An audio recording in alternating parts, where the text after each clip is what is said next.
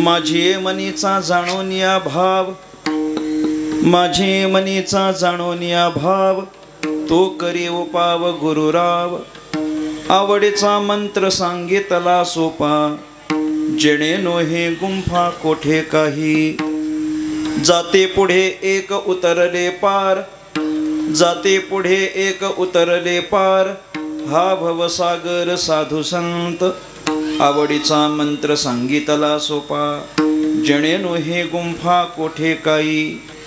जाणत्या नेणत्या ज्या जैसी आवडी, जाणत्या नेणत्या ज्या जैसी आवडी, उतार सांगडे तापे पेटे. आवडीचा मंत्र सांगितला सोपा, जणे नोहे गुंफा कोठे काही. तुका म्हणे संती दावियेला तारू, तुका म्हणे संती दावियेला तारू, कृपेचा सागरू पांडुरंग. आवडीचा मंत्र सांगितला सोपा, जेणे नोहे गुंफा कोठे काही. पांडुरंगा करो प्रथम नमन, दुसरे चरणा संतांचिया. त्यांच्या कृपादाने कथेचा विस्तारू, बाबाजी सद्गुरु दास तुका. योग ध्यान समायुक्तम निष्प्रपंचम परिग्रहम, प्रसन्नं वदनं शांतं मंगलं सुमनोहरं. ज्ञान वैराग्य संपन्न खंड निज बोध रूपं, पूर्ण ब्रह्मा श्री सद्गुरे वामनाय नमोस्तुते. नसे आप पर ऐसा जगे जो महात्मा, विरक्ती श्रेष्ठ भक्ती स्मरे नित्य रामा. तिथे माघ पौर्णिमा साधो निवाट धरिले निज धामा. नमस्कार माझा सद्गुरु सावळा रामा, मस्तक माझा पायावरी या वारकने संतांच्या. माझी मनीचा जाणोनिया भाव, माझी मनीचा जाणोनिया भाव, तो करे उपाव गुरुराव. आवडीचा मंत्र सांगितला सोपा, जेणे नोहे गुंफा कोठे काही. विठ्ठल विठ्ठल विठ्ठल विठ्ठल विठ्ठल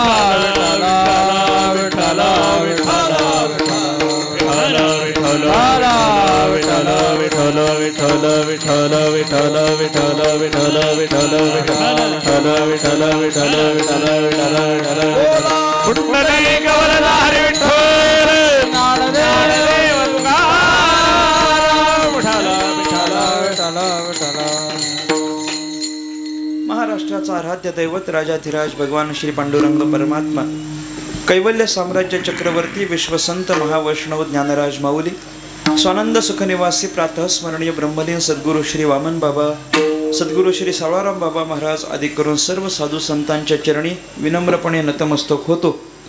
माझ्या समोर उपस्थित माझ्यापेक्षा ज्ञानाने वयाने अनुभवाने ज्येष्ठ श्रेष्ठ कीर्तनकार प्रवचनकार मातृभगिनी श्रोता गायक वादक आदी करून कलाकार वर्ग, तुम्हा सर्वांच्या चरणी साष्टांग प्रणिपात करून परमात्म्याच्या संकीर्तनाला आरंभ. विठ्ठल विठ्ठल विठ्ठल विठ्ठल विठ्ठल विठ्ठल विठ्ठल विठ्ठल विठ्ठल. चिंतनाला आरंभ करण्यापूर्वी अल्पसा परिहार देणं अत्यंत महत्त्वाचं आहे. संत श्रेष्ठ सद्गुरू श्री निवृत्तीनाथ महाराजांच्या पदस्पर्शाने पुनत झालेली ही भूमी, त्र्यंबक राजाच्या कृपा आशीर्वादानं सगळ्यांची चालत असलेली अत्यंत पवित्र पावन असं हे क्षेत्र.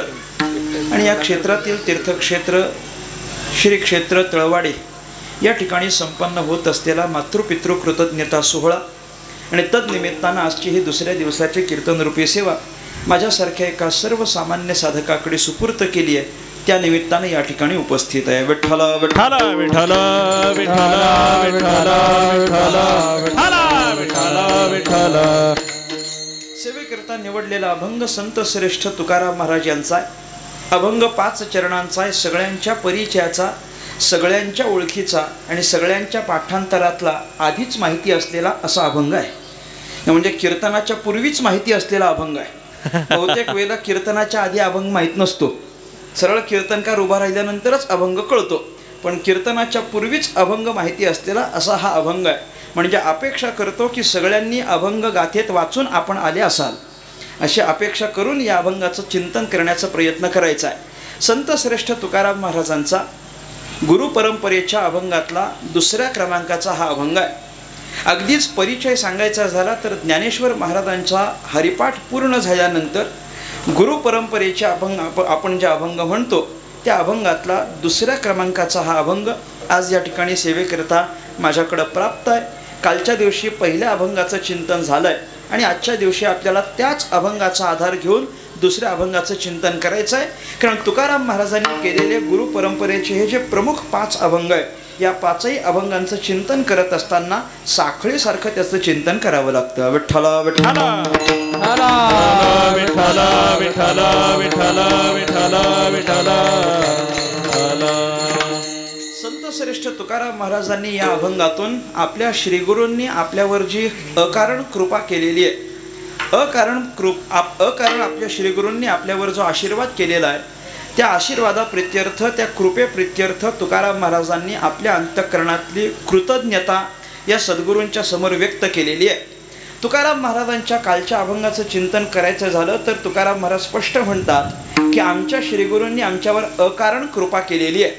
अकारण आणि निष्कारण याच्यात फार फरक आहे बरं का. निष्कारण हा शब्द वेगळ्या अर्थाचा आहे आणि अकारण हा शब्द वेगळ्या अर्थाचा आहे. अकारण म्हणजे कोणताही हेतू अंतःकरणामध्ये नसता, कोणतंही निमित्त नसता, कोणतंही कारण नसता आमच्या श्रीगुरूंनी आमच्यावर कृपा केलेली आहे आणि त्या कृपेच्या प्रित्यर्थ तुकाराम महाराजांच्या अंतःकरणामध्ये त्यांच्या गुरूंच्याबद्दल अत्यंत कृतज्ञता आहे जी या गुरु परंपरेच्या अभंगात तुकाराम महाराजांनी बोलून दाखवली आहे. विठ्ठला विठ्ठला विठ्ठला विठ्ठला विठ्ठला विठ्ठला विठ्ठला विठ्ठला. कारण श्रीगुरु अकस्मात येऊन आपल्यावर कृपा करतील याच्याकरिता मोठी पात्रता आपल्या अंगी यावी लागते. अत्यंत अधिकार आपल्याकडे यावा लागतो. तशा पद्धतीची साधना आणि उपासना आपल्याकडून घडावी लागते. मगच श्रीगुरु येतात, आपल्यावर कृपा करतात, आपल्याला आशीर्वाद देतात. अशा पद्धतीचं चिंतन आपण नेहमी ऐकतो. पण तुकाराम महाराज या ठिकाणी म्हणतात की आमच्याकडून कोणतीही साधना घडली नाही, कोणतीही उपासना घडली नाही. अकस्मात श्रीगुरु येतात आणि आम्हाला दर्शन देतात, आमच्यावर कृपा करतात आणि म्हणून त्यांच्या अंतःकरणामध्ये गुरूंच्याबद्दल नितांत श्रद्धाभाव आपल्याला पाहायला मिळतो. आम्ही वास्तविक विशेष असं काही केलेलं नाही असं तुकाराम महाराजांचं मत आहे. आम्ही काय विशेष केलं आहे? काहीच विशेष केलेलं नाही. सत्यगुरु राये कृपा मज केली चोपदार. आपण पहा ना त्याला म्हणजे हे आहे, आपण पहा. मी कुठंच जात नाही, चिंताच करू नका. जय विठ्ठल होईस्तोवर. व्यत्यय येतो मध्ये मध्ये. जगद्गुरु संत श्रेष्ठ तुकाराम महाराज म्हणतात की आम्ही काही केलेलं नाही. सत्यगुरु राये कृपा मज केली परी नाही घडली सेवा काय. अगदी गुरूंनी आमच्यावर कृपा केली, अगदी त्यांच्या कृपेनंतर सुद्धा आम्हाला कोणतीच सेवा त्यांची करता आलेली नाही.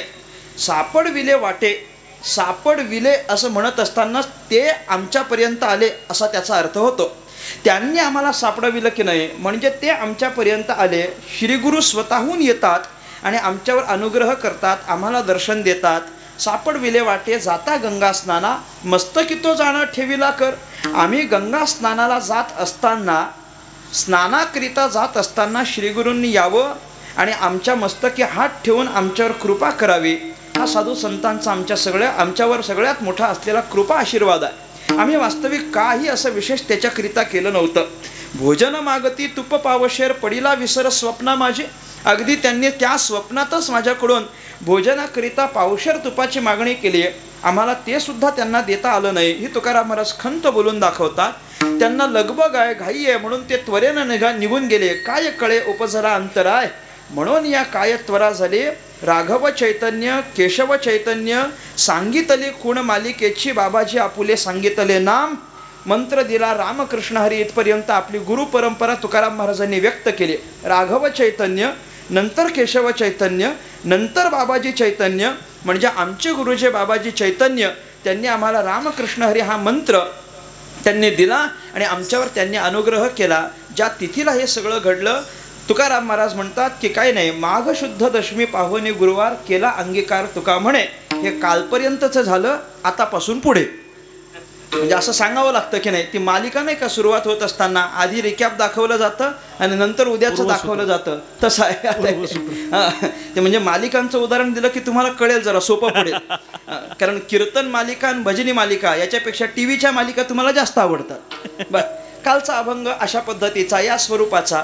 आता तुकाराम महाराज पुढे म्हणतात की श्री गुरूंनी आमच्यावर अशी जी अकारण कृपा केलेली आहे त्या कृपेचं स्वरूप काय आहे ते स्वरूप सांगण्याकरिता तुकाराम महाराज या अभंगामध्ये प्रवृत्त होतात. विठ्ठल विठ्ठल विठ्ठल विठ्ठल विठ्ठल विठ्ठल विठ्ठल विठ्ठल विठ्ठल विठ्ठल विठ्ठल विठ्ठल असे श्रीगुरु सहजच येतील आणि आपल्यावर कृपा करतील असं सांगता येत नाही की नाही. ते येण्याकरिता त्यांची भेट होण्याकरिता त्यांनी आपल्यावर कृपा आशीर्वाद देण्याकरिता सुद्धा एक मोठं भाग्य असावं लागतं. त्याशिवाय सद्गुरू पण येऊन आपल्यावर कृपा करत नाही. ज्ञानेश्वर महाराजांच्या वचनाचा आधार घेतला. ज्ञानोबराय म्हणतात, ऐसी कर्म साम्य दशा होय जेथ विरेशा मग श्रीगुरु आपैसा भेटेची गा. जोपर्यंत कर्माची साम्य दशा प्राप्त होत नाही म्हणजे कर्माची समता आपल्याला साधता येत नाही तोपर्यंत श्रीगुरु येऊन आपल्याला भेट देत नाही. म्हणजे कर्माच्या संबंधानं सुद्धा साम्यता आपल्याकडे यावी लागेल. कर्म अकर्म या संबंधाने आपल्याला चिंतन विचार करावा लागेल. त्याची समान दिशा जेव्हा आमच्या अंतःकरणामध्ये येईल तेव्हा कधीतरी श्रीगुरु येतील. श्रीगुरु आपैसा भेटेची गा. मग श्रीगुरु येतात आणि आम्हाला भेटतात, आमच्यावर कृपा आशीर्वाद करतात. म्हणजे ज्ञानेश्वर महाराजांच्या वचनाच्या अनुसार श्रीगुरु भेटण्याकरिता काहीतरी कर्मसाम्य दशा व्हावी लागते आणि मग श्रीगुरु येऊन कृपा करत असतात. आमच्या बाबतीत तसं काही घडलेलं नाही. आमच्या बाबतीत कोणतीही कर्मसाम्य दशा नाही, कोणतंही ज्ञानाचं अर्जन नाही, काही केलेलं नाही, पण तरीही आमच्यावर श्रीगुरु कृपा करतात. म्हणजे ही त्यांच्या ठिकाणची असलेली अकारणता आहे. विठ्ठल विठ्ठल विठ्ठल विठ्ठल विठ्ठल विठ्ठल विठ्ठल विठ्ठल विठ्ठल विठ्ठल विठ्ठल विठ्ठल विठ्ठल. काही वेळेला तर श्रीगुरु समोर असून सुद्धा आपल्यावर कृपा करतील की नाही असं सांगता येत नाही. हे तर श्रीगुरु आमच्या समोरही नाहीत. हा सगळा घडलेला प्रकार कुठं घडलाय मला सांगावं. स्वप्नात. हा घडलेला प्रकार कुठं आहे? स्वप्नात आहे. तुकाराम महाराजांच्या गुरूंनी त्यांना दिलेला आशीर्वाद आणि त्यांना दिलेला अनुग्रह कुठं आहे? स्वप्नात आहे. म्हणजे तुकाराम महाराजांच्याकडून आपण हे पाहावं, तुकाराम महाराज स्वप्नामध्ये गुरुनं दिलेला मंत्र पाळतात. आता असं सांगावं लागतं, तुकाराम महाराज स्वप्नात दिलेला पण पाळतात. आम्ही जागृतीतला पाळत नाही, गुरु बदलण्याची तयारी. तुकाराम महाराज स्वप्नात दिलेला सुद्धा पाळतात की नाही. तुकाराम महाराजांचं स्वप्न आहे म्हणजे एक असं स्वप्न आहे की ज्या स्वप्नामुळे जगद्गुरू आपल्याला प्राप्त झाले. एक स्वप्न असं आहे की ज्या स्वप्नामुळे आपल्याला तसं या स्वप्नाचे आपल्यावर खूप उपकार आहेत. स्वप्न ही अवस्था जरी आपण फार महत्त्वाची मानत नसलो तरी स्वप्नाचे आपल्यावर फार उपकार आहेत. कारण एक स्वप्न असं आहे की जे विठ्ठलपंतांना पडलं होतं त्याच्यामुळे आपल्याला माऊली मिळाले, आणि एक स्वप्न असं आहे जे तुकाराम महाराजांना पडतं ज्याच्यामुळे आपल्याला जगद्गुरू प्राप्त होतात. म्हणजे एका स्वप्नानं आम्हाला ज्ञानोबा दिलेत आणि एका स्वप्नानं आम्हाला तुकोबा दिलेत. विठ्ठल विठ्ठल विठ्ठल विठ्ठल विठ्ठल विठ्ठल विठ्ठल विठ्ठल विठ्ठल. म्हणून हा सगळा घडलेला प्रकार स्वप्नात जरी असला तरी त्याच्याबद्दल तुकाराम महाराजांच्या अंतःकरणामध्ये नितांत श्रद्धा भाव आहे. आणि तुकाराम महाराज म्हणतात की या गुरूंचे माझ्यावर काय उपकार आहेत की त्यांनी माझ्यावर कृपा केली आहे. सत्य गुरुराये कृपा मज केली. ही जी कृपा केली की नाही त्या कृपेचं स्वरूप सांगण्याकरता आता तुकाराम महाराज प्रवृत्त झालेत. कृपा केली म्हणजे नेमका काय केलं? कारण समोर असताना सुद्धा गुरु कृपा करतील असं सांगता येत नाही. जर समोर असल्यावर गुरु कृपाच करतात, समोर आल्यानंतर गुरु कृपाच करतात असा जर नियम असला तर एकलव्याच्या समोर गुरु होते की नव्हते मला सांगावं. एकलव्याचा दृष्टांत आपल्याला सगळ्याला माहिती आहे. एकलव्याच्या समोर गुरु आहेत की गुरु नाहीत? काहीतरी हो नाही बोला, माना हलवा जरा बोला. एकलव्याच्या समोर द्रोणाचार्य गुरु म्हणून होते ना उपस्थित. त्यांच्यासोबत त्याला वार्तालाप सुद्धा करता आला. त्यांनी त्यांच्यासमोर विनंती सुद्धा केली, आपल्याला धनुर्विद्या आपण शिकवावी याच्याकरता विनंती करतात. तरी द्रोणाचार्य त्यांच्यावर कृपा करत नाहीत. याचा अर्थ गुरु समोर असल्यानंतर कृपा करतीलच असं पण काही सांगता येत नाही. परंतु तरीही असं दुर्घट हे असलं, आमचे श्रीगुरू येतात आणि आमच्यावर कृपा करतात, ही आमच्याकरता असलेली विशेष बाब आहे. विठ्ठल विठ्ठल विठ्ठल विठ्ठल विठ्ठल विठ्ठल विठ्ठल विठ्ठल विठ्ठल विठ्ठल विठ्ठल विठ्ठल विठ्ठल. आणि या श्रीगुरूंची आम्हाला प्राप्ती झाल्यानंतर या श्रीगुरूंनी आम्हाला तेच सांगितलेलं आहे की ज्याची आमच्या अंतःकरणाला आवड आहे, आमच्या अंतःकरणीचा भाव आमच्या श्रीगुरूंनी तपासला आहे. आमच्या अंतःकरणामध्ये काय चाललं आहे हे आमच्या श्रीगुरूंनी आम्हाला पाहिलं आहे. वास्तविक श्रीगुरू हे मोठे तत्त्वज्ञानी आहेत. श्रीगुरू हे मोठे ब्रह्मदर्शी आहेत. त्यांना परब्रह्माचा साक्षात्कार आहे, सकल शास्त्राचा अभ्यास आहे आणि या सगळ्या शास्त्राच्या अभ्यासाच्या नंतर वास्तविक ते आम्हाला ब्रह्मज्ञान देऊ शकत होते, परंतु ते सगळं न करता त्यांनी आमच्या अंतःकरणेचा भाव जाणला आहे. ही आमच्याकरता महत्त्वाची गोष्ट आहे. श्रीगुरूंच्या जवळ काय कौशल्य आहे? श्रीगुरूंच्या जवळ असं कौशल्य असतं की त्यांच्यासमोर अनेक शिष्यमंडळी जरी उपस्थित असली तरी नेमका कोणत्या शिष्याला काय अपेक्षित आहे आणि कोणत्या शिष्याला काय उपदेश करावा हे जो जाणतो त्यालाच गुरु असं म्हणता येतं. विठ्ठल विठ्ठल विठ्ठल विठ्ठल विठ्ठल विठ्ठल विठ्ठल विठ्ठल विठ्ठल विठ्ठल विठ्ठल विठ्ठल विठ्ठल विठ्ठल विठ्ठल. गुरु कुणाला म्हणावं? गुरु कुणाला म्हणावं? गुरु कुणाला म्हणावं? गुरुची व्याख्या काय? अशी गुरुची व्याख्या करत असताना गुरुकडे 2-3 गोष्टी असण्याची आवश्यकता आहे. काय काय असलं पाहिजे? एक तर गुरुकडे सकल शास्त्राचा अभ्यास असला पाहिजे किंवा गुरुकडे परब्रह्माचा साक्षात्कार असला पाहिजे आणि गुरुकडे शिष्याच्या बद्दल अंतःकरणामध्ये कृपाळू भाव असला पाहिजे. या 3 गोष्टी त्याच्याकडे असल्या पाहिजेत. म्हणजे त्यांच्याकडे शास्त्राचा अभ्यासही असावा, त्यांच्याकडे परब्रह्माचा साक्षात्कारही असावा आणि त्यांच्याकडे शिष्याच्या बद्दल अंतःकरणामध्ये कृपाळू भाव असला पाहिजे. नुसता शास्त्राभ्यास असून चालत नाही, त्याला जोड परब्रह्माच्या साक्षात्काराची असली पाहिजे. आणि नुसता परब्रह्माचा साक्षात्कार असून चालत नाही, आपल्याकडचं ज्ञान सगळं शिष्याला द्यावं असा कृपाळू भाव त्यांच्या अंतःकरणात असला पाहिजे. विठ्ठल विठ्ठल विठ्ठल विठ्ठल विठ्ठल विठ्ठल विठ्ठल विठ्ठल विठ्ठल विठ्ठल विठ्ठल विठ्ठल. तस्मात् गुरुं प्रपद्ये जिज्ञासु श्रेयम् उत्तमम् शाब्दे परेच निष्णातम ब्रह्मण्य उपशमाश्रयम. श्रीमद भागवत बोलतं.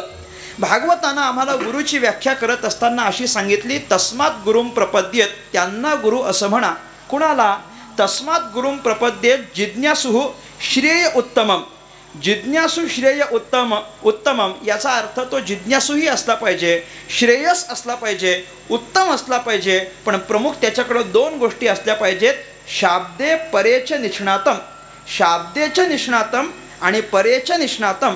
शब्दामध्ये पण निष्णात आणि परेच निष्णात म्हणजे काय?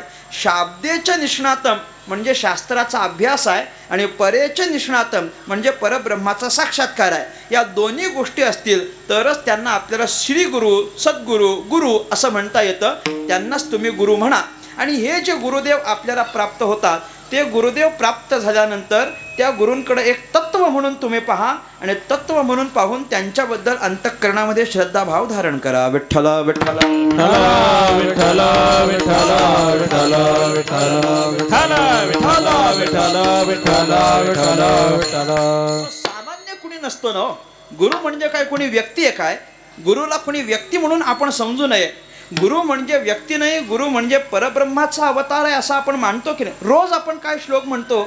सगळ्यांच्या परिचयाचा, सगळ्यांच्या आवडीचा, लहान लेकराला शिकवणारा कुठला श्लोक आपण शिकवतो सांगा? गुरु ब्रह्मा गुरु विष्णू गुरुर्देव महेश्वरा गुरु साक्षात परब्रह्म. इथं माझं तात्पर्य आहे, गुरु साक्षात परब्रह्म म्हणजे साक्षात परब्रह्माची मूर्ती जर कुणी असेल तर ते म्हणजे सद्गुरू आहेत. विठ्ठल विठ्ठल विठ्ठल विठ्ठल विठ्ठल विठ्ठल विठ्ठल विठ्ठल विठ्ठल विठ्ठल विठ्ठल विठ्ठल विठ्ठल विठ्ठल. त्यांनाच तुम्हाला गुरु असं म्हणता येतं. गुरु हे परब्रह्म रूप आहेत असं आपल्याला म्हणावं लागेल. उघडे परब्रह्म सद्गुरूची मूर्ती ज्ञानोबा म्हणतात. पुरविती आरती शिष्याची. ज्ञानेश्वर महाराजांचे शब्द आहेत. उघडे परब्रह्म सद्गुरूची मूर्ती म्हणजे सद्गुरू हे दुसरे कुणी नसून ते परब्रह्मच आहेत असं ज्ञानोबा म्हणतात. किंबहुना एकनाथ महाराजांना विचारलं तर एकनाथ महाराज पण आपल्याला तेच सांगतात की नाही? गुरु हा एका जनार्दनी गुरु परब्रह्म. एका जनार्दनी गुरु परब्रह्म.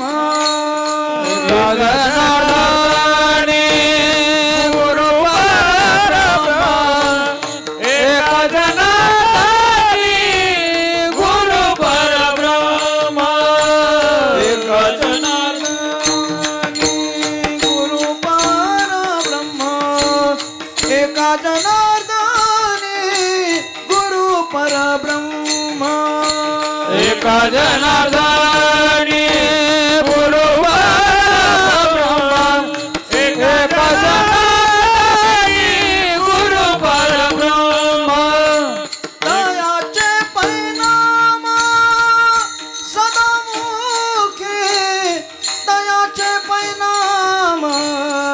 सदामुखी तयाचे परिणाम सदामुखी तयाचे परिणाम सदामुखी दयाचे परिणाम सदामुखी दयाचे परिणाम सदामुखी तयाचे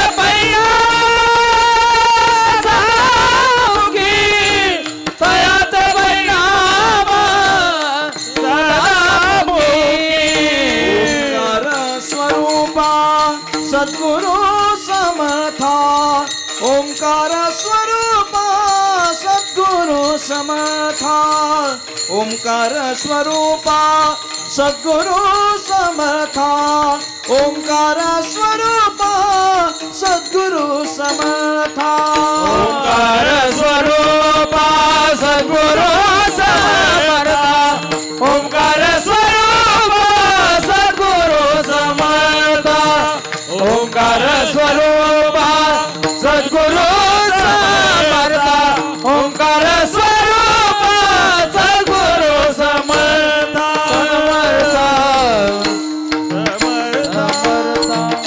जनार्दनी गुरु परब्रह्म तयाचे परिणाम सदामुखी. असं वेगळ्या चालीत म्हटलं तर तुम्हाला ते जमणारच नाही, ऐकायची सवयच नाही की नाही. नाहीतर हे प्रमाण तुमच्या सगळ्यांच्या परिचयाचं आहे, पण एरवी ऐकणारी चाल वेगळी आहे. तुम्हाला जर मी असं गाऊन दाखवलं, एका जनार्दनी गुरु परब्रह्म तयाचे परिणाम सदामुखी तयाचे परिणाम सदामुखी. आता पुढचं तर म्हणा, तुझं नमो ओंकार स्वरूपा. नाथ महाराजांचा अभंग आहे. एकनाथ महाराज म्हणतात, एका जनार्दनी गुरु परब्रह्म तयाचे परिणाम सदामुखी. गुरु परब्रह्म एवढंच मला सांगायचं आहे. म्हणजे गुरु ही कुणी सामान्य व्यक्ती नसून ते परब्रह्म तत्व आहे असं आपण स्वीकारून त्यांच्याबद्दल अंतःकरणामध्ये श्रद्धाभाव ठेवायला हवा. विठ्ठल विठ्ठल विठ्ठल विठ्ठल विठ्ठल विठ्ठल विठ्ठल विठ्ठल विठ्ठल विठ्ठल विठ्ठल. असे जे गुरु आहेत, बरं ते आम्हाला जे प्राप्त झालेत ते म्हणजे आमच्याकरिता असलेले श्रेष्ठ गुरु आहेत. तुकाराम महाराज म्हणत असताना गुरुला गुरु सुद्धा म्हणत नाहीत. गुरुला गुरु न म्हणत असताना गुरुला गुरुराव असं म्हटलेलं आहे. म्हणजे गुरूंमध्ये श्रेष्ठ असलेले असे ते आमचे गुरु आम्हाला प्राप्त होतात. त्या गुरूंच्या अंतःकरणामध्ये आमच्याबद्दल श्रद्धा आहे. काय आहे, आमच्याबद्दल त्या गुरूंच्या अंतःकरणामध्ये प्रेम आहे, कृपाळू भाव आहे, आणि म्हणून त्यांनी आमच्यावर कृपा केली. गुरु आणि शिष्य हे असं नातं असतं की ज्या नात्यामध्ये फक्त आणि फक्त गुरुचीच जबाबदारी शिष्याकडे असते असं समजू नका. शिष्याची पण जबाबदारी गुरुकडे असते, त्याचा आपण स्वीकार केला पाहिजे. गुरुच्या बद्दल जसा शिष्याच्या अंतःकरणामध्ये आदरभाव असायला हवा, तसा गुरुच्या अंतःकरणामध्ये पण शिष्याबद्दल प्रेमभाव असायला हवा. म्हणजे या दोघांच्याही अंतःकरणामध्ये अन्योन्यभाव असला पाहिजे. अन्योन्य म्हणजे प्रत्येकाच्या अंतःकरणामध्ये एकामेकाच्या संबंधानं प्रेम आणि आदर असणं आवश्यक आहे. विठ्ठल विठ्ठल विठ्ठल विठ्ठल विठ्ठल.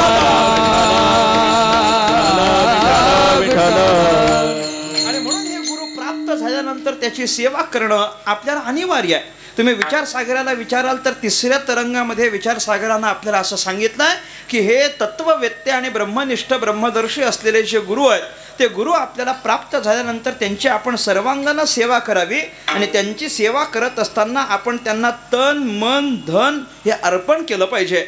म्हणजे तनु अर्पणानं सेवा करावी, मनु अर्पणानं सेवा करावी आणि धन अर्पणानं सेवा करावी. तनु अर्पण करावं म्हणजे शरीर त्यांच्याकडे समर्पित करावं, मनु अर्पण करावं म्हणजे मनही समर्पित करावं, आणि धन अर्पण करावं म्हणजे धनसुद्धा श्री गुरूंकरता समर्पित करावं. असं तन मन धन समर्पित करून आपण सेवा केली पाहिजे. हे जसं आपल्याला विचारसागर सांगतं तसंच आपल्याला ज्ञानेश्वर महाराज सुद्धा सांगतात, तनु मनु जीवे चरणासी लागावे अगर्वता करावे दास्य सकळ. तत्विद्धी प्रणिपातेन परिप्रश्नेन सेवया उपदेक्षन्ति ते ज्ञानम ज्ञानिनस तत्वदर्शिनः. या शब्दाच्या खाली बोलत असताना ज्ञानोबाराय म्हटलेत सेवा कशी करायची. तनु मनु जीवे चरणासी लागावे अगर्वता करावे दास्य सकळ. म्हणजे तन मन अगदी जीव धन सर्वस्व समर्पण करून अंतःकरणामध्ये त्यांच्या समोर कोणताही गर्व धारण न करता आपण सद्गुरूंची सेवा करावी. सद्गुरूंच्या समोर गेल्यानंतर कुठलाही गर्व धारण करू नये बरं का. गर्व करण्याकरता आपल्याला त्यांच्यापेक्षा जास्त आलं तर गर्व करावा की नाही मला सांगावं. गर्व कोणासमोर करायचा असतो? तसा तर करायचाच नसतो. तसं तर गर्व करूच नये, अभिमान धरूच नये. परंतु कमीत कमी अभिमान धरता येईल एवढं तरी आपल्याकडं दुसऱ्यापेक्षा जास्त असलं पाहिजे की नाही. श्रीगुरूंच्या पुढ्यात गेल्यानंतर आपण अभिमान धारण करू नये. अभिमान धारण करून जर तुम्ही श्रीगुरूंच्या पुढ्यात जाल तर तुमच्या प्रत्येक कृतीचं उत्तर देण्याचं सामर्थ्य सद्गुरूंकडे निश्चित असतं. विठ्ठल विठ्ठल विठ्ठल विठ्ठल विठ्ठल विठ्ठल विठ्ठल विठ्ठल. त्यांच्याकडे प्रत्येकाचं उत्तर आहे की नाही. ते असं म्हटलं जातं की नाही. पूर्वी काय झालं, एक पैलवान होता, पैलवान म्हणे. आता पैलवान तो सगळ्या गुरूंकडून त्यानं सगळे डावपेच वगैरे शिकलेला, भरपूर वर्षापर्यंत गुरुची सेवा केली, गुरुच्या घरी राहिला, त्याच्याकडून सगळं शिक्षण घेतलं. आता त्या क्षेत्रामध्ये गुरुला गुरु म्हणत नाहीत, त्या क्षेत्रात गुरुला काय म्हणतात? वस्ताद म्हणतात, बरोबर की नाही. त्या क्षेत्रात वस्ताद म्हणतात, तिथं गुरु म्हणत नाही. आता तो वस्तादाकडून भरपूर काही शिकला, त्याच्याकडून जे काही शिकला त्याच्या आधारावर कुस्ती खेळायला लागला, भरपूर ठिकाणं कुस्ती खेळला. जे काही कुस्तीच्या क्षेत्रातले मोठे मोठे पुरस्कार आहेत, पद आहेत, तेवढे सगळे त्यानं मिळवले. म्हणजे महाराष्ट्र केसरी असेल, हिंद केसरी असेल, सगळे त्याने पुरस्कार मिळवले. या जगात त्याचं नाव झालं. सगळेजण त्याच्याबरोबर कुस्ती म्हटले की घाबरायचे, याच्याबरोबर कुस्ती नको. का बरं? माहिती होतं सगळ्यांना हा आपल्याला हरवेल म्हणून. नको नको नको नको म्हणायचे. जगातले सगळे पहिलवान त्याने हरवले, सगळ्यांना त्यानं हरवलं. तो जगत जेता झाला, असा महान असलेला तो कुस्तीवीर. त्याला एकदा असं वाटायला लागलं की या जगातल्या सगळ्या कुस्तीपटूंना आपण आत्तापर्यंत हरवलंय, सगळ्यांना हरवलंय, फक्त एक शिल्लक आहे. कोण? वस्ताद. हां, वस्ताद. वस्ताद. वा वा, तुम्ही पण चांगले वस्ताद आहात. म्हणजे या बाबतीत चांगलं श्रोते, तुम्ही ऐकता चांगलं. हां, कोण राहिला? एक बाबा वस्ताद तेवढा शिल्लक आहे. मग वस्तादाच्या बरोबर एकदा तरी आपली कुस्ती झाली पाहिजे म्हणून गुरुकडे गेला, वस्तादाच्या समोर उभा राहिला, नमस्कार वगैरे केला. त्यांना विचारायला लागला की बाबा काय आहे, तुमच्या कृपा आशीर्वादानं मी भरपूर काही खेळलो, जगातले सगळे पदक मिळवले, सगळ्या पैलवानांना मी हरवलं, अमुक तमुक भरपूर त्याची ख्याती त्यानं गुरूंच्या पुढ्यात सांगितले. आणि तो म्हणायला लागला फक्त आता एकच इच्छा राहिली आहे. काय इच्छा राहिली आहे? फक्त एकदा तुमच्याबरोबर कुस्ती खेळायची, एकदा तुमच्यासोबत कुस्ती खेळायची आणि तुम्हाला हरवायचं आहे, एवढंच फक्त माझ्या मनातली इच्छा आहे, बस, बाकी काही इच्छा नाही. गुरुनं सांगितलं एवढीच इच्छा आहे ना, एक काम कर, सगळ्यांना बोलव, मी सगळ्यांच्या देखत घोषित करतो की आपली कुस्ती झाली आणि तू जिंकलास. अरे गुरुच्या सोबत कुस्ती व्हावी, त्याच्यामध्ये शिष्य जिंकावा आणि गुरु हरावा, याच्यामध्ये गुरुचं मोठेपण आहे की कमीपण आहे? मोठेपणच आहे ना. आपल्यासोबतच्या कुस्तीमध्ये शिष्य जिंकला, गुरुला हरवलं, हे गुरुचं मोठेपण आहे. त्याच्यामुळे ते माझं मोठेपणच आहे. सगळ्यांना बोलव, सगळ्यांसमोर मी घोषित करतो की तू जिंकला म्हणून, काही चिंता करायची नाही. तो म्हटला नाही तसं नाही, असं घोषित करणं वगैरे नाही, मला नुसतं क्रेडिट नाही पाहिजे, म्हटले नुसतं श्रेय नाही पाहिजे, आपली कुस्ती झाली पाहिजे, मला तुमच्यासोबत कुस्ती करायची. गुरु म्हटले अरे नको ना बाबा, आता कशाला कुस्ती करतो, एवढा तू जगत जेता झालेला आहेस, कुस्ती करण्याची गरज काय? नाही फारच हट्टा करायला लागला, करायचीच मला तुमच्यासोबत कुस्तीच करायची म्हणायला लागला. ठीक आहे म्हटले, हरकत नाही, तुझी इच्छा पूर्ण करतो. दिली तारीख, दिली वेळ ठरली, जाऊन सगळ्याला सांग, सगळेजण येतील, आपण कुस्ती खेळू. झालं, तो दिवस उजाडला. काय वेळ असेल त्या वेळेला ते सगळेजण ते तिथं आखाड्यामध्ये उपस्थित झाले. आखाड्याच्या आजूबाजूला सगळ्या लोकांनी गर्दी केली. का बरं? गुरु शिष्याची कुस्ती बघायची की नाही, त्याच्यामुळे मग सगळेजण गर्दी केली. आता सगळी गर्दी झाली, आखाड्यात हे दोघे पण उतरले, गुरु आणि तो म्हणजे वस्ताद आणि तो शिष्य, दोघे पण कुस्ती त्या आखाड्यामध्ये उतरले. कुस्तीच्या दोघांनी पण कुस्ती करायला सुरुवात केली. आता खेळायला सुरुवात केल्यानंतर त्यात झालं असं की या शिष्यानं असा काही डाव टाकला की गुरु हारला. शिष्यानं डाव टाकल्याबरोबर गुरु हारला. आता गुरु हारल्याबरोबर मग शिष्याची कॉलर टाईट झाली. तो म्हणायला लागला वा वा, आपण गुरुला हरवलं. बरं वाटलं त्याला. त्यानं परत एक डाव खेळला, परत डाव टाकला, परत गुरु हारला, परत 2 वेळा गुरु हारला. आता तिसऱ्यांदा गुरु हरवलं की आपण जिंकलो. गुरुला एकदाचा हरवायचा, तिसऱ्यांदा हरवला की आपण जिंकू. तिसऱ्यांदा झालं असं, 2 वेळेला गुरुनं शिष्याला जिंकू दिलं, पण तिसऱ्यांदा मात्र गुरुनं असा काही डाव टाकला की जो डाव याच्या सिलेबसमध्येच नव्हता, कधी त्यानं कधी बघितलंच नव्हता. तो असा काही डाव टाकला की त्याच्यामध्ये शिष्य हरला, गुरु जिंकला, पण तरी 2 डाव त्यानं जिंकल्यामुळे शिष्य जिंकला असं घोषित वगैरे झालं. सगळं माहोल शांत झालं. गुरुच्या ठिकाणी गेले. शिष्य नंतर परत तो वस्तादाला भेटायला गेला आणि त्याला म्हणायला लागला, वा वा, फार चांगली कुस्ती झाली, माझ्या मनातली जी इच्छा होती की नाही ती पूर्ण झाली, मी तुमच्यासोबत जिंकलो, पण अशी अपेक्षा होती की 3 डाव जिंकून मला जिंकायचं होतं. 2 डाव मी जिंकलो खरा, पण 3रा डाव मला जिंकता आला नाही. का हो गुरुजी, का हो वस्ताद, 3ऱ्यांदा जो तुम्ही डाव टाकला तो कोणता डाव होता? तुम्ही सगळं डाव मला शिकवले, जेवढे काही तुम्ही शिकवले तेवढे सगळे मी वापरतो, पण हा जो एक शेवटचा डाव होता तो तुम्ही मला शिकवलाच नाही. त्यानं सांगितलं, नाही, तो तुला शिकवला नव्हता, कारण तो तुझ्यासाठीच राखून ठेवला होता. कारण मला कल्पना होती, कारण तुझ्यासारखा कधीतरी एक दिवस येईल माझ्याकडं, मलाच म्हणेल माझ्याशी कुस्ती करता का. हे म्हणजे असं झालं, ज्यांच्यासोबत संगीत शिकायचं त्यांनाच विचारायचं माझ्याशी डबलवारी करता काय, अशातला भाग आहे तो. तर म्हटलं, मग मला माहिती होतं की अरे तू त्यांच्याकडे जाऊन काय होणार आहे. शिष्यानं कितीही अभिमान गुरुच्या समोर व्यक्त केला, करू नये, कारण प्रत्येक कृतीचं उत्तर देण्याचं सामर्थ्य सद्गुरूमध्ये नक्की असतं. विठ्ठला विठ्ठला विठ्ठला विठ्ठला विठ्ठला विठ्ठला विठ्ठला विठ्ठला विठ्ठला.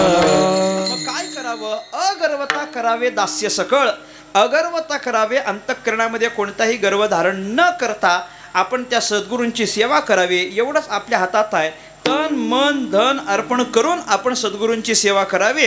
असे जे श्रेष्ठ असे आमचे गुरु आहेत ते गुरु आम्हाला प्राप्त होतात, गुरु आमच्यावर कृपा करतात. हे कृपा केली म्हणजे तरी त्या गुरूंनी काय केलं? तुकाराम महाराज म्हणतात, कृपा केली याचा अर्थ आमच्या गुरूंनी आमच्याकरिता आमच्या आवडीचा आमच्या सोयीचा असलेला उपाय आमच्या अंतःकरणेचा भाव जाणून आम्हाला सांगितला. अभंगाचं पहिलं चरण. माझी मनीचा जाणोनी अभाव, माझी मनीचा जाणोनी अभाव, माझी मनीचा जाणोनी अभाव, माझी मनीचा जाणोनी अभाव, माझी मनीचा जाणोनी अभाव, माझी मनीचा जाणोनी अभाव, माझी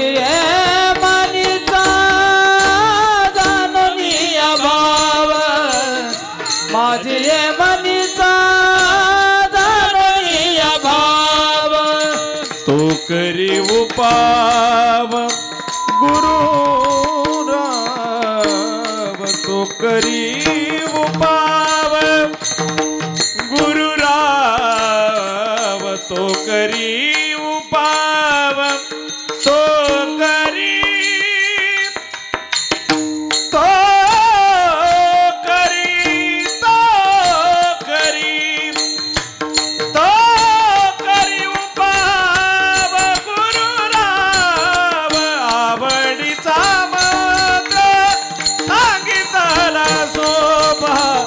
आवडीचा मंत्र सांगितला सोपा, तो करी उपाव गुरु राव, तो करी उपाव, तो करी उपाव गुरु राव. आवडीचा मंत्र सांगितला सोपा, आवडीचा मंत्र सांगितला सोपा. माझी मनीचा जाणोनी अभाव, तो करी उपाव गुरु राव, तो करी उपाव गुरु राव. माझी मनीचा जाणोनी अभाव, तो करी उपाव गुरु राव, तो करी उपाव गुरु राव. गुरु राव. मणीचा जाणोनिया भाव, तो करी उपाव गुरुराव. माझी मनीचा जाणोनिया भाव, तो करी उपाव गुरुराव. माझ्या मणीचा भाव थोडासा जाणा आणि तशा पद्धतीचा उपाय करा. म्हणजे म्हणून मी योगेश महाराज तुम्हाला आधी म्हटलं तर काळी 2 लावा. नाही, काळी 2 होतो, नाही, पांढरी 2 होता ना आधी, काळी 2च लावली. हां, त्याच्यामुळे ते गडबड होतं सगळी. नंतर एकदा पहिल्यांदा लावलेला सूर जर बदलला की त्याच्यामध्ये मग तो बदललेला सूर होतो. माझी मनीचा जाणून या भाव तो करी उपाव गुरुराव. संत श्रेष्ठ तुकाराम महाराजांनी आपल्या सद्गुरूंच्या प्रती आपल्या अंतःकरणातला सद्भाव व्यक्त करत असताना जी पहिल्या चरणात काल सांगितली होती की सत्यगुरुराये कृपा मज केली. ती कृपा केली म्हणजे काय कृपा केली तर ती कृपा अशा पद्धतीची आहे की माझी मनीचा जाणून या भाव तो करी उपाव गुरुराव. माझ्या अंतःकरणाचा भाव या सद्गुरूंनी जाणला आणि अंतःकरणीचा भाव जाणल्यानंतर तशा पद्धतीनं त्यांनी माझ्याकरता उपाय केले. माझ्याकरता केले म्हणजे काय, माझ्या उद्धाराकरिता माझ्या हिताकरिता जो उपाय त्यांनी करायचा तो माझ्या अंतःकरणीचा भाव जाणून त्यांनी उपाय केलेला आहे. याचा अर्थ सद्गुरूंना प्रत्येकाच्या अंतःकरणीचा भाव जाणता येतो आणि ज्याच्या अंतःकरणाचा जसा जसा भाव असेल तशा तशा पद्धतीनं त्याला उपदेश करणं, त्याला हिताचा मार्ग दाखवणं, त्याला उद्धाराची वाट दाखवणं हे सद्गुरूंचं असलेलं कौशल्य आहे. विठ्ठल विठ्ठल हलो विठ्ठल विठ्ठल विठ्ठल विठ्ठल विठ्ठल विठ्ठल विठ्ठल विठ्ठल विठ्ठल. सद्गुरूंच्याकडं काय एकच शिष्य असतो अशातला भाग नाही. त्यांच्याकडे अनेक शिष्य असतात पण त्या प्रत्येक शिष्याच्या अंतःकरणीचा भाव जाणूनच त्या शिष्याला तशा तशा पद्धतीनं उपदेश करणं हे आपल्या सद्गुरूंचं असलेलं कौशल्य आहे. कारण प्रत्येकाला काही सारखा उपदेश हे सद्गुरू कधी करत नाहीत. श्रीगुरूंच्या समोर जे शिष्य आहेत ते निरनिराळ्या बुद्धिमत्तेचे असलेल्या कारणाने प्रत्येकाला केलेला उपदेश हा सुद्धा निरनिराळा असतो. अगदी गुरु उपदेश करत असताना कसा करतात, मेघवृष्टीनं. तुकोबाऱ्या जसं म्हटले की मेघवृष्टीने करावा उपदेश. उपदेश करत असताना ते मेघवृष्टीनंच करतात. मेघवृष्टीने करतात म्हणजे कसं, ज्याप्रमाणे पाऊस पडत असताना कधी विचार करतो का की बाबा अमक्या बाजूला जास्त पडावून तमक्या बाजूला पडू नये, असं काहीच नसतं. त्याचं मात्र ठरलेलं असतं. तो जिकडे बरसतो तो सारखाच बरसतो. हां, कधी कधी तो विचार करतो की बाबा कल्याणच्या भागामध्ये थोडंसं पडावं, त्र्यंबकेश्वरकडे बाबा सप्ताह चालू आहे तिकडं जरा जाऊ नये, असा थोडा थोडा विचार करून तो थांबतो. पण पाऊस जसा सगळीकडे सारखाच पडतो तो कोणाच्या संबंधांना भेदभाव करत नाही. तो उपदेश सगळ्याला करतो, करत नाही असं नाही. त्याप्रमाणे गुरु सगळ्याला उपदेश करतात, करत नाहीत असं नाही. पण प्रत्येकाला सारखा उपदेश ते करत नाहीत. प्रत्येकाच्या अंतःकरणाची कोणती स्थिती आहे, अंतःकरणाचा स्तर काय आहे तेवढा जाणून सद्गुरू उपदेश करत असतात. म्हणजे उपदेशाची रीती जी त्यांची आहे ती मात्र भिन्न भिन्न आहे. विठ्ठल विठ्ठल विठ्ठल विठ्ठल विठ्ठल त्यांच्याकडे आलेले काही शिष्य असे असतात की ज्यांना त्यांनी आता गुरुकडून काय शिकायचं असतं. गुरु कसला उपदेश करतात, हिताचा उपदेश करतात. कसला उपदेश करतात, ब्रह्मज्ञानाचा उपदेश करतात. वेदांत वाक्याच्या अनुसार सांगायचं झालं तर कसला उपदेश करतात, तत्वमसी महावाक्याचा उपदेश करतात. पण आता प्रत्येक जणाला जर तत्वमसीच सांगायला लागलं तर ते चालणार आहे का, चालत नाही. आत्ता तो शिष्य झाला आणि त्याला लगेच उद्या तत्वमसी सांगायला लागलो, चालणार आहे का, चालत नाही. म्हणजे नवीन शिष्याला तत्वमसी सांगून चालत नाही. मग नवीन शिष्याला नवीन आलाय म्हटल्यानंतर त्याच्याकरता काहीतरी व्यवस्थित सोपं सुलभ साधन गोमटं असं काहीतरी सांगावं असे ते सद्गुरू प्रयत्न करत असतात. ज्याचा जसा स्तर असेल त्याच्या अंतःकरणेचा भाव जाणूनच हे श्रीगुरू त्याला उपदेश करत असतात. हे त्यांच्याकडचं असलेलं कौशल्य आहे, हे आपल्याला पाहावं लागतं. प्रत्येकाची बुद्धी ही काही सारख्या स्तरावरची नसते. शास्त्रानं आपल्याला सांगितलं की प्रत्येकाची बुद्धी ही 3 पद्धतीची असते. काही लोकांची बुद्धी ही अत्यंत कनिष्ठ असते, काही लोकांची बुद्धी ही मध्यम स्थितीची आहे आणि काही लोकांची बुद्धी ही अत्यंत उत्तम आहे. म्हणजे काही लोक हे तीव्र म्हणजे अत्यंत चांगल्या बुद्धीचे असतात. चांगल्या बुद्धीचे म्हणजे कसे असतात, त्यांना सांगितल्या लगेच कळतं अशा बुद्धीचे असतात. काही असे असतात की त्यांना सांगितलेलं कळतं पण लगेच कळत नाही, थोडासा वेळ लागतो. आणि काही असे असतात की सांगता सांगणारा पण ते मात्र कधी सुधरत नाहीत. अशा पद्धतीची काही लोकांची बुद्धी असते. उदाहरणं त्याला आपल्याला उदाहरणं पण दिली आहेत. काही लोकांची बुद्धी अत्यंत कनिष्ठ दर्जाची बुद्धी म्हणजे कशी आहे, ओलं शेण असतं की नाही, ओलं शेण आत्ताचं ताजं ओलं शेण, ते ओलं शेण जे आहे ना त्या ओल्या शेण्यासारखी काही लोकांची बुद्धी असते. ओल्या शेणासारखी का बरं, ते जे ओलं शेण आहे त्या ओल्या शेणाला जर तुम्ही काडी पेटी लावून पेटवण्याचा प्रयत्न केला ते पेटेल का, मला सांगा. हां, ओलं शेण पेटतं का, पेटत नाही. काडी पेटी लावून जर तुम्ही ते शेण पेटवण्याचा प्रयत्न केला ते पेटत नाही. अहो, शेण तर पेटत नाहीच, उलट ती काडी विझते. म्हणजे काडी विझते पण शेण पेटत नाही. काही लोकांची बुद्धी अशा पद्धतीची असते, सांगणारा किती पण वेळा सांगो ते काही सांगणाऱ्याच्या ऐकण्याच्या स्थितीमध्ये नसतात. मी म्हटलो तसं सांगता काडी विझते म्हणजे सांगणारा निघून जातो, पण ते मात्र त्यांच्या बुद्धीची ज्योत जी असते ती कधी प्रज्वलित होत नाही. म्हणजे त्यांना सांगितलेलं कळत नाही. तुम्ही कितीही सांगा, कितीही सांगा. महाराज कधी कधी असे फार बिकट प्रसंग आपल्यावर येतात कीर्तन करावं. कधी कधी काही श्रोते अशा पद्धतीचे असतात ना, तुम्ही काही सांगा, म्हणजे तुम्ही काही सांगा, ते असेच बसलेले, म्हणजे असेच जय विठ्ठल होईस्तोवर.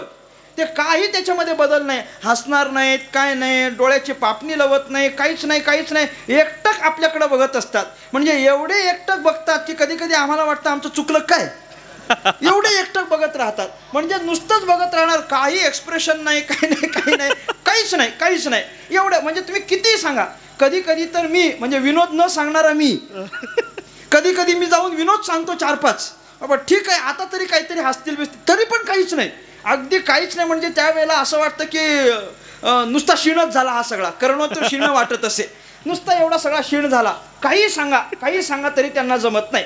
काही लोकांची बुद्धी असते की त्यांना सांगितलेलं कळतं, नाही कळत असं नाही, सांगितलेलं कळतं पण थोडासा कालावधी जातो. म्हणजे कसं असतं त्यांचं, शेणाचंच उदाहरण परत देतो. फक्त आत्ताचं मागचं जे शेण होतं ते ओलं होतं, आता तुम्ही असं समजा की ते शेण सुकलेलं आहे, सुकलेलं शेण आहे, गोवरी. सुकलेलं शेण म्हणजे गोवरी. आता ती गोवरी जर पेटवण्याचा प्रयत्न केला तर गोवरी पेट धरते की पेट धरत नाही सांगावं, पेटते की पेटत नाही? पेटते, पेटते, पण चटकन पेटते का मला सांगावं? नाही नाही, ती चटकन पटत नाही. तिला पेटवण्याकरता प्रयत्न करावे लागतात. म्हणजे काहीतरी कागद वगैरे प्लास्टिक वगैरे गोळा करून आणावं लागतं, त्याच्यावर ठेवावं लागतं, काहीतरी घासलेट वगैरे आणावं लागतं, ते टाकावं लागतं, त्याच्यानंतर काडी पेटवलं की मग ती हळूहळू धुमसत धुमसत धुमसत धुमसत 1-5-10 मिनिटांनी पेट धरते. बरोबर की नाही? अशी काही लोकांची बुद्धी असते.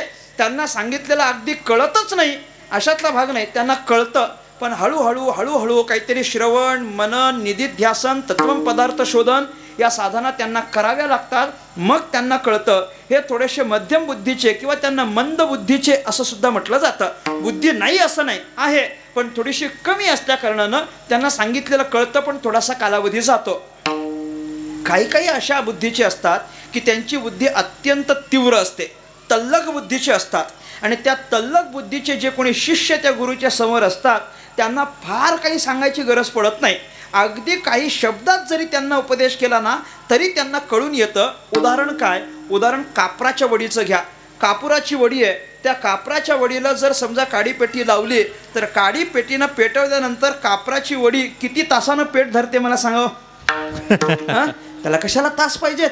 काडी पेटली लावली की त्वरित एका क्षणात जशी कापराची वडी पेट धरते, त्याप्रमाणे काही लोकांची बुद्धी असते. फार सांगायची गरज पडत नाही, अल्प शब्दात सांगितलं तरी त्यांना बोध मात्र होत असतो. विठ्ठला विठ्ठला विठ्ठला विठ्ठला विठ्ठला विठ्ठला विठ्ठला विठ्ठला विठ्ठला विठ्ठला विठ्ठला विठ्ठला विठ्ठला विठ्ठला. तुकाराम महाराज म्हणतात फार काही त्यांच्याकरिता प्रयत्न करावे लागत नाही. तुका म्हणे कानी आई केली मात, तोची झाला घात जीवपणा, तोची झाला घात जीवपणा, तोची झाला घात जीवपणा. तुका म्हणे कानी आई केली मात, तोची झाला घात जीवपणा, तोची झाला घात जीवपणा, तोची झाला घात जीवपणा. तुका म्हणे काने ऐकले मात, तोची झाला घात जीवपणा, तोची झाला घात. तुका म्हणे कानी ऐकली मात, तोची झाला घात जीवपणा, तोची झाला घात. तोची झाला घात जीवपणा. तुका म्हणे कानी ऐकले मात, तोची झाला घात जीवपणा. फक्त कानानं ऐकायचं आहे. कानानं ऐकलं रे ऐकलं की त्याला लगेच कळून येतं. त्याच्याकरता फार प्रयत्न गुरुला करावे लागत नाही. म्हणून हे गुरु जेव्हा जेव्हा शिष्याला उपदेश करतात त्या त्या वेळेला त्याची स्थिती कोणती आहे, त्याचा स्तर कोणता आहे ते जाणून जर करत असतील तुकोबऱ्या म्हणतात आमच्यावर आमच्या श्रीगुरूंची कृपा आहे. का कृपा मानावी? कारण त्यांनी आमच्या अंतःकरणीचा भाव जाणून आमच्याकरता केलेला आहे. माझी मनीचा जाणून या भाव. एकतर बुद्धीचा स्तर असा भाव या शब्दाचा अर्थ करता येतो, किंवा भाव शब्दाचा दुसरा अर्थ करत असताना आमच्या अंतःकरणामध्ये भगवंताच्या संबंधानं काय भाव आहे ते जाणून आम्हाला आमच्या गुरूंनी सांगितलेली साधना आहे. आमच्या अंतःकरणाची भावना कुठपर्यंत पोहोचलेली आहे. भगवान परमात्म्याला प्राप्त करून घेण्याकरिता आवश्यक असलेला जो भाव आहे त्या भावाचा स्तर कोणता आहे हे आमच्या अंतःकरणाच्या संबंधानं श्रीगुरू तपासतात आणि त्याच्यानंतर मग ते आम्हाला उपदेश करण्याकरिता प्रवृत्त होतात. पण अंतःकरणेचा भाव त्यांनी जाणला एवढं मात्र खरं आहे. विठ्ठला विठ्ठला विठ्ठला विठ्ठला विठ्ठला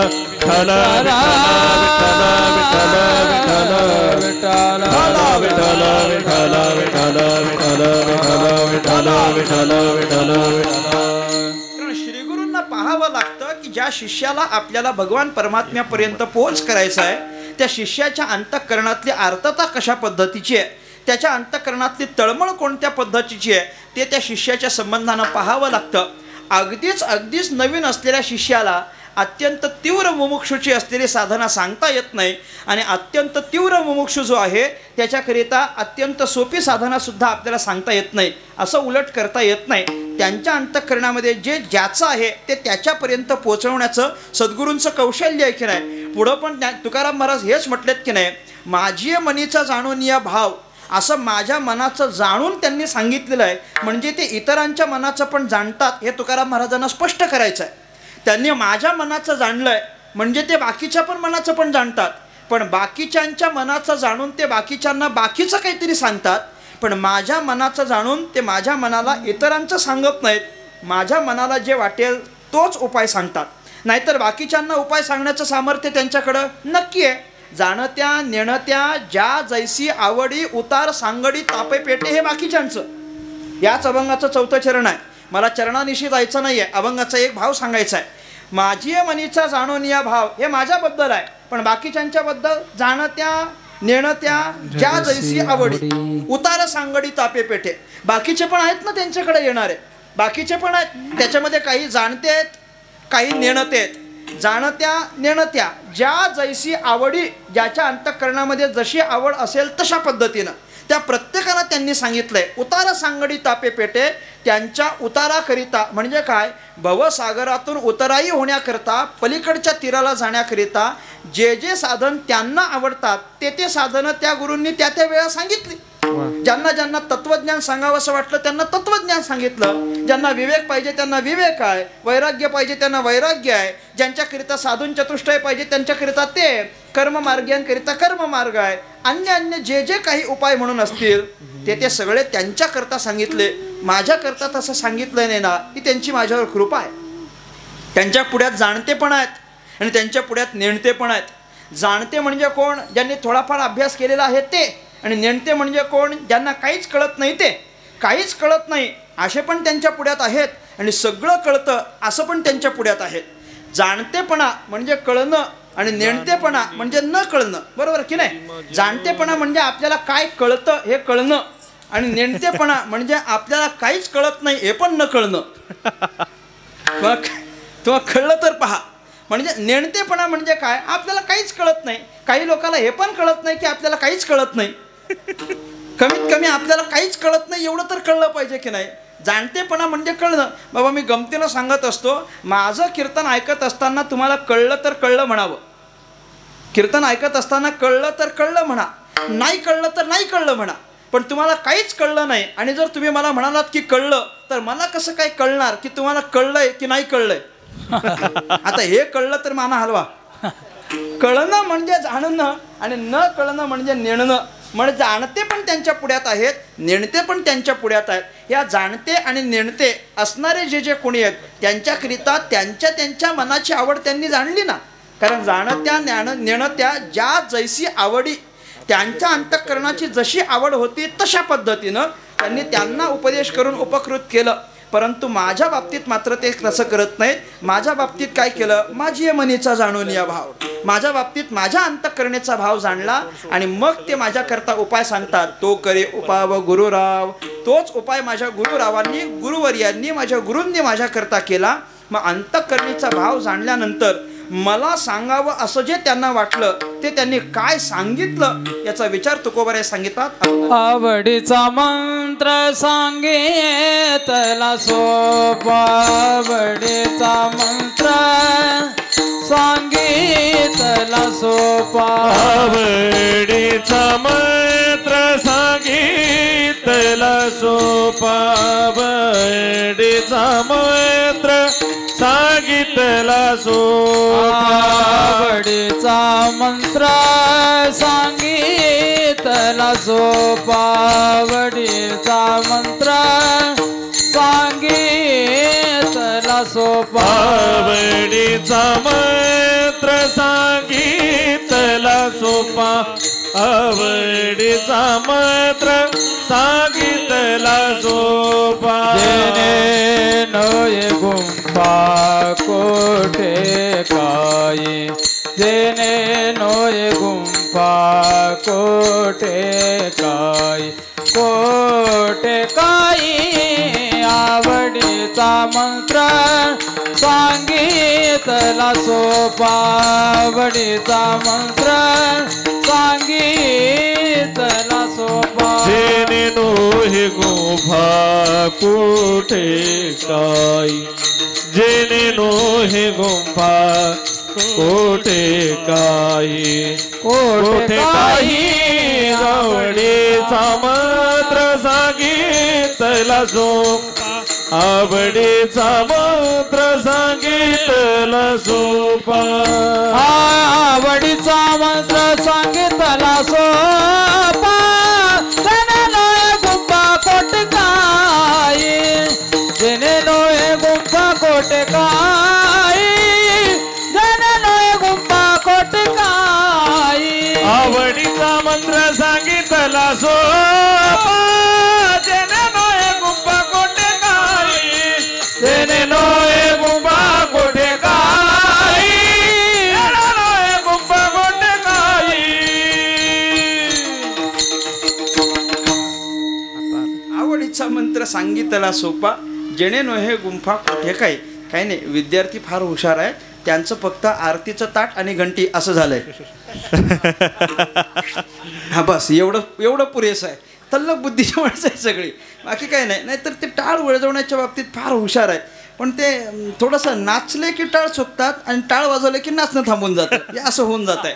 नाहीतर ते फार हुशार आहे. किंबहुना हुशार आहेत असं म्हणण्यापेक्षा जसं तुकोबाराय गुरूंच्या बाबतीत बोलतात की नाही, तसं यांच्या पण संबंधानं बोलावं लागेल की याच वयामध्ये वारकऱ्याचा पोशाख त्यांच्या शरीरावर येणं ही पण आपल्याला माऊलींची कृपाच मानावी लागेल. नाहीतर मग या वयात कुठं वारकऱ्याचा पोशाख नाही का. बरेचशा आम्ही सगळंच बाकीचे पोशाख घालून फिरतो, परंतु त्यांच्या माता पित्याला सुद्धा धन्यता द्यावी, कारण या वयामध्ये आपल्या पोरानं वारकऱ्याचा पोशाख घालून कीर्तनात टाळ वाजवावा ही त्यांची इच्छा, ते पूर्ण करतात. म्हणून त्यांचे भाग्य मानावे, त्यांच्या गुरुची त्यांच्यावर कृपा मानावी. विठ्ठला विठ्ठला